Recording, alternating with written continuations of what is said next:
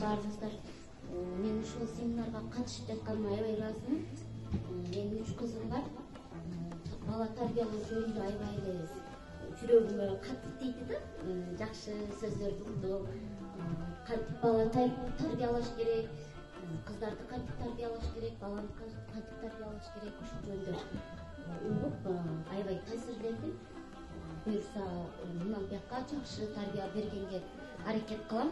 Анан бул китептериңиздерден дагы алсак, сабактарыңыздарга оңой катышып жакшы болот деп айтам.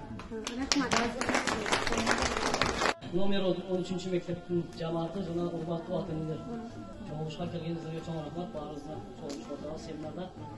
Бул семинардын эң негизги кыскара айталы, эң негизги максаты ошо кыскасы мындан кийинки муунга кыргыз мамлекетинин жакшы болуп кетишини түптөп кетүү, жакшы инсандарды тарбиялоо, кыргыз улутун сактап калуу, муундан муунга өткөрө берүү. Эң бир эмеси кыскасы ушул да. Жакшы балдарды тарбияласак, биз өзүбүз жакшы окусак, жакшы тарбия берсек, биздин балдар балдарга берсе, эң негизгиси эле ушул мамлекетти жакшы өнүккөн мамлекетке айлантууда. Мисалы Японияны айтып өттүңүздөр. Ата-эне барып туруп эмеден өтүп турган. Алар өнүккөн мамлекет да. Алардын эгерден ошол эмеси бар. Биз да жакшы балдарыбызды тарбиялап, жакшы өнүккөн мамлекет курсак, жакшы болот дегениңиздерге чоң рахмат. Келген конокторго